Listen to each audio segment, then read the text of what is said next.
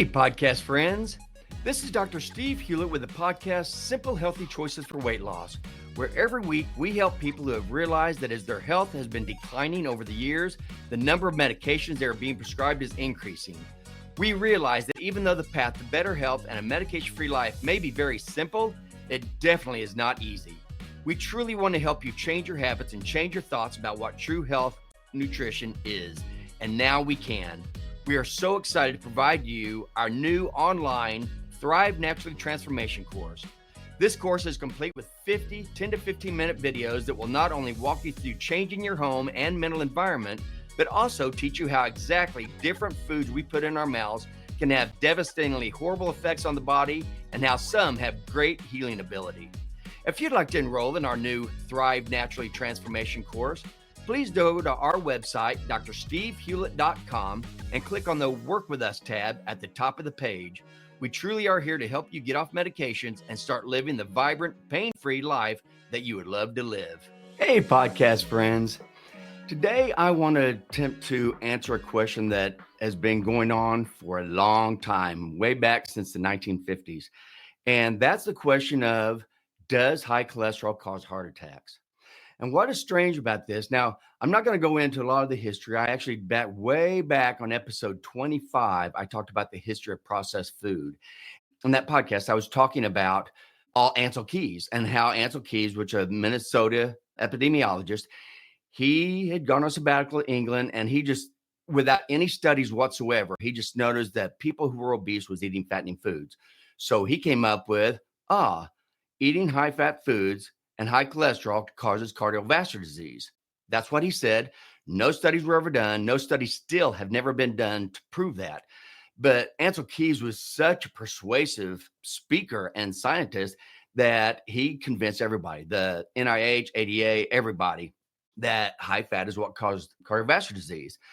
So in 1951, they actually looked at studies where now they use the centrifuge, and they could do studies where they could actually isolate out the HDLs or the cholesterol and the triglycerides. And these studies showed that high HDL cholesterol was actually cardioprotective, and high triglycerides was associated with cardiovascular disease. But this totally went against the grain of Ancel Keys and all the believers of that, which is like the NIH. Because they said that it doesn't make any sense. And this is actually from the NIH statistician by the name of Tavia Gordon. He said it was easy to believe that too much cholesterol in the blood could overload the system and hence increase the risk of disease. But how could too much of one part of total cholesterol actually reduce the risk of cardiovascular disease? Which is a perfect question. How can you say high cholesterol causes cardiovascular disease when you look at HDL cholesterol, and that actually is cardioprotective? It didn't make any sense that it was cholesterol. And remember, when I talk about HDL, VLDL, LDL, all these, those are particles. Those particles have protein, and they also have cholesterol, and they also have triglycerides. It's a whole particle. But HDLs do. When you have increased HDLs, this is more cardioprotective. So then in 1955, Pete Ahrens, who at that time was considered the single best scientist on lipid metabolism, he was out of Rockefeller University. He was going around and giving talks, and he showed that he had two different people. He had the kind, actually, I think it was the same people, where at one time they gave him a high fat diet, and the other one, they gave him a high carbohydrate diet. And then he held up these two test tubes full of serum. One serum was all milky white that showed that there was fat in there, and one test tube was totally clear. But what he showed was the one that was totally clear was from the people who had the high fat diet. The one that was milky was the people who had the high carbohydrate diet. And again, this was freaking everybody out because it just made common sense that if you have high fat in your blood, then you're going to have cardiac issues. So they were trying to wrap their heads around this. Well, so after that, they started doing a lot more studies, and they started doing a lot more of measuring triglycerides along with the cholesterol. And what they did, and this is kind of hard to do because it was easier to do cholesterol than just triglycerides. And so a lot of people were only looking at cholesterol. They never did look at the triglycerides until it came down to around in the 60s and 70s. Now they found out that they could actually isolate out the triglycerides also. And so there was a whole bunch of studies that were done at this time between the 60s and 70s. And every single one of those studies reported that a high triglyceride was considerably more common in heart disease victims than high cholesterol was. So they were looking at the high triglycerides now. However, again, Ancel Keys, he was still on his bandwagon. He was going around telling everybody, no, it's high cholesterol that causes cardiovascular disease. It's high fat. You need to decrease your fat intake. No proof, no studies at all. All the studies showed that was not true. That's high triglycerides.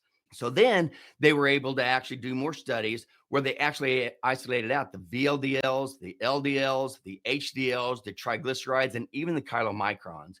Now, I'm throwing out these terms because I just did a series of 3 different podcasts that explains all these terms and exactly what they are.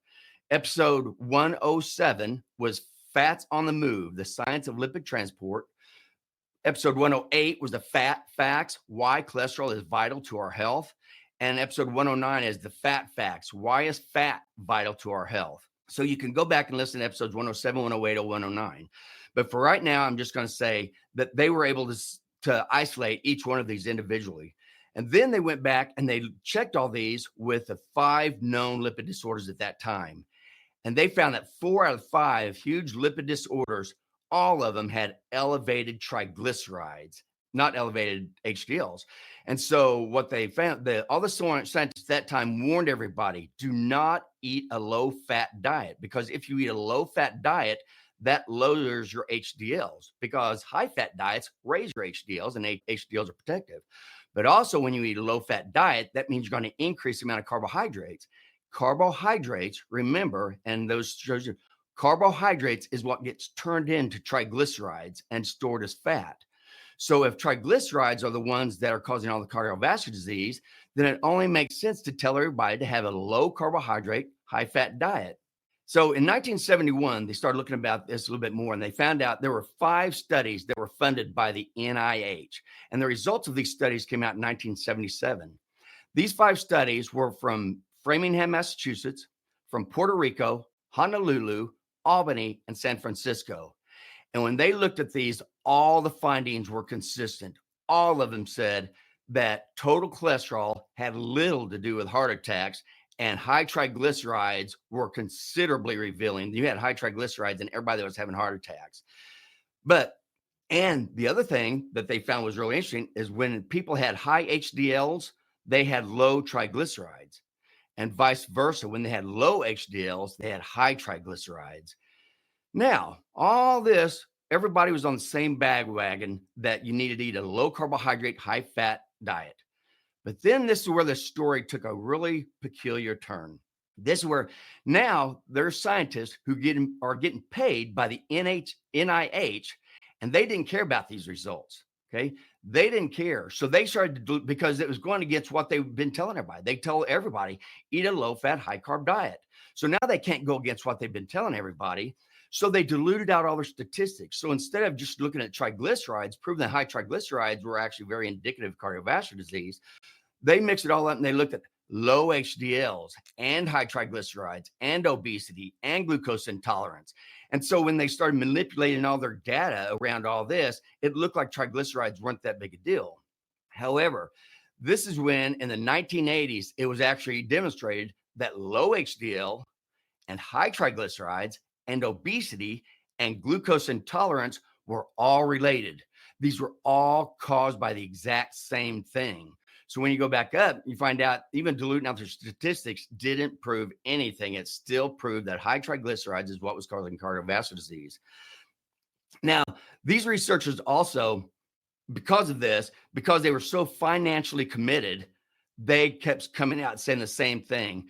They said that even though raising HDLs was a lot more promising than lower LDLs and lower total cholesterol, which never has ever shown anything, there was too much money now. All the NIH, all the funders of all this. Now you have food companies and drug companies who are paying for all these studies. They also want to push carbohydrates. So they're hiding all the true facts of the studies. Again, No study has ever been shown to show that high LDL cholesterol causes cardiovascular disease. It has been shown, and remember, cholesterol, whether cholesterol is in the HDL particle or cholesterol is in the VLD particle, VLDL, or the LDL or the IDL, it doesn't matter. Cholesterol is cholesterol. That molecule does not change. So it makes them wonder, why is it that total cholesterol would be cause cardiovascular disease and HDL cholesterol is protective?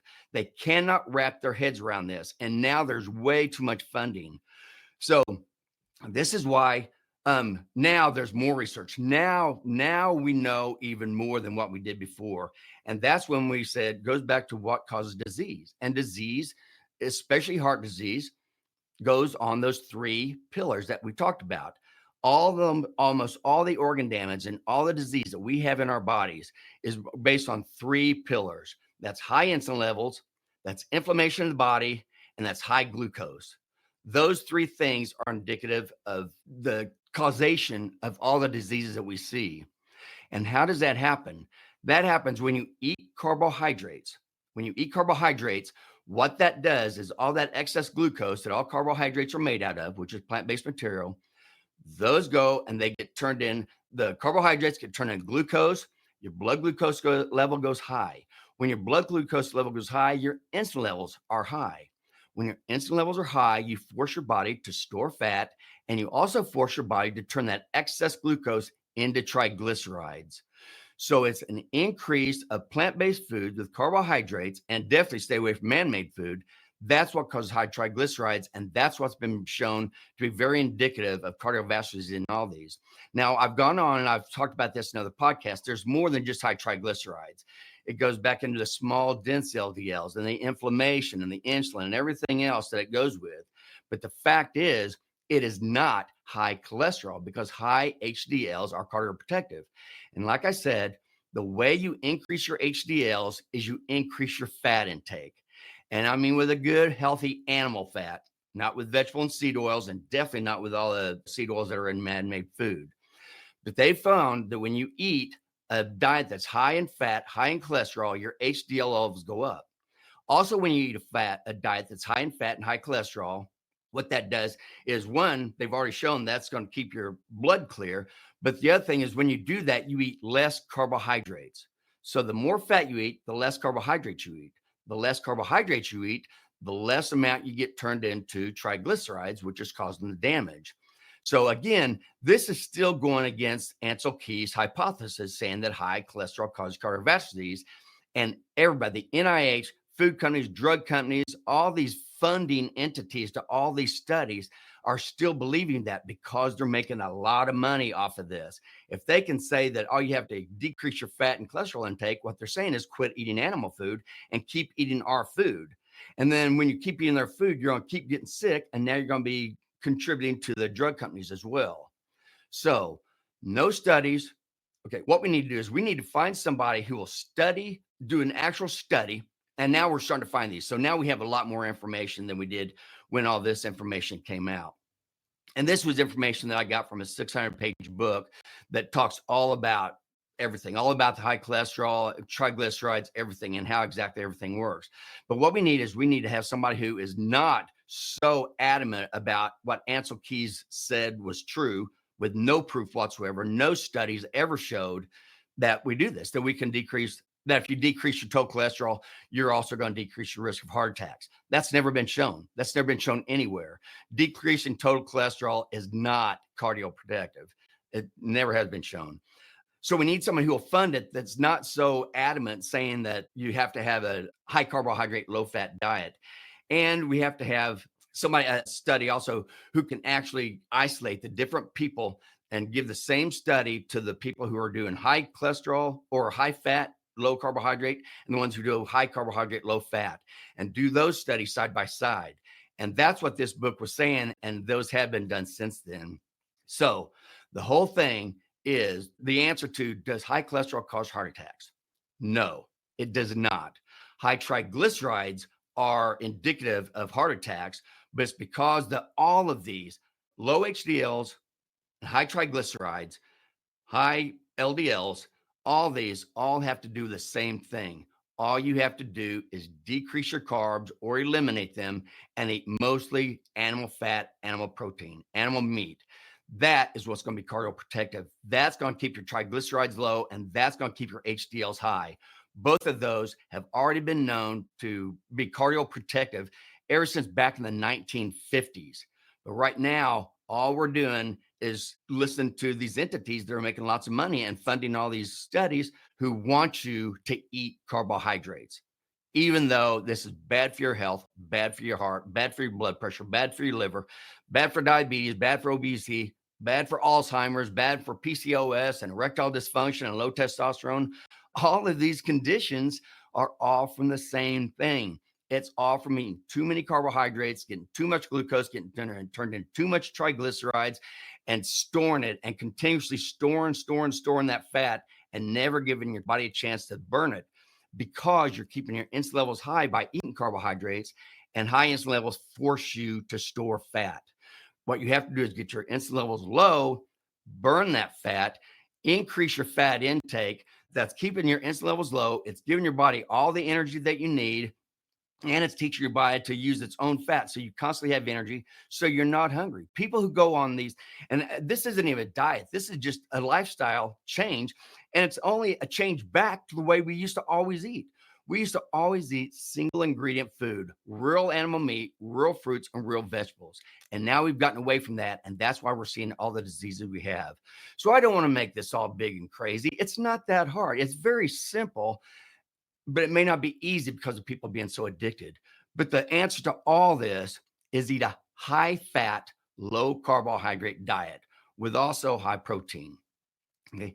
That is the answer to all this. If you want to be cardioprotective, if you want to protect every organ in your body, that's the way you need to eat. So please don't be misguided by all the massive amount of commercials and all the advertising and all the faulty science that's going on and manipulation that's going on, trying to tell you to eat their products. That is the worst thing you can do. So that's all I'm going to say for now. I know it's kind of a deep subject, but I just wanted to know that we've known that a high-fat, low-carbohydrate diet was cardioprotective all the way back in the 1950s, and actually even before that. We've just started changing since our dietary guidelines came out in 1977, and now other people like the American Diabetic Association, the American Heart Association, the National Institutes of Health, all these big entities are still brainwashed, still stuck in the fact that you have to have a high carbohydrate, low fat diet with no proof whatsoever. And the problem is they're telling these people who have diabetes, they already have problem managing their glucose, and they're telling them what they need to do is eat more glucose, eat your carbohydrates. That's what you need to do, and give yourself insulin. That is the worst thing you can do. And that's why our type 1 diabetics that we're giving insulin to now, they are being told to eat all the carbohydrates they want. Just make sure that you balance it out with insulin. And now these type 1 diabetics are eating so many carbs, they're getting so much insulin that they're actually turning into type 2 diabetics, which is the exact opposite. Type 1, you have no insulin. Type 2, you have way too much insulin. Now we keep giving them this, and now it's called double diabetes. It's the patients who their pancreas does not produce any insulin, but they eat so many carbs and they give themselves so much insulin that they actually are causing obesity in themselves and causing type 2 diabetes, because they actually administer too much insulin because they eat carbohydrates. And there's a big study going on right now. They've already found out, or actually it's over now, and they are finding that all this is true, that in order to be protected against your heart, you have to eat a high fat, low carbohydrate diet. And if you're type 1 diabetic or type 2 diabetic, either one, you have to eat low carb or no carb. The less carbs you eat, and you don't have to have any carbohydrate at all. Your body can make all the glucose out of everything, out of protein, out of fat, out of fructose. It can make glucose out of all that. So you don't have to eat it.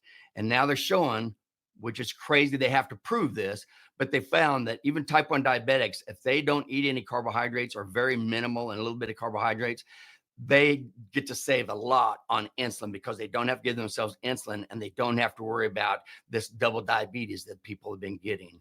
So I know it sounds like I switched around from cholesterol and triglycerides, but I really didn't. All this stuff is saying the exact same thing. We've been lied to.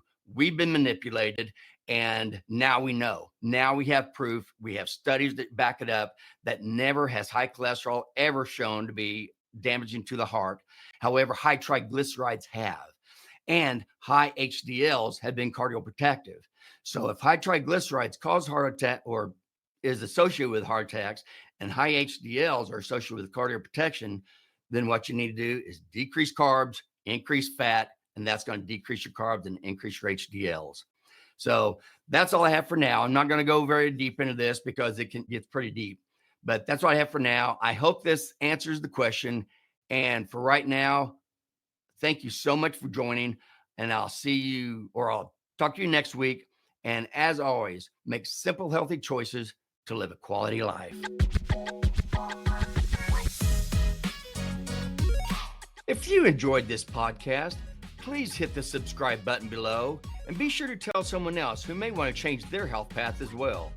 And remember, if you would like to enroll in our new online Thrive Naturally Transformation course to help you reach your new improved health goal to reverse type 2 diabetes, feel great, and get off medications, we are here to help. Just go to our website, drstevehewlett.com, and click on the Work With Us tab at the top of the page. We truly are here to help you get off medications and start living the vibrant, pain-free life that you would love to live.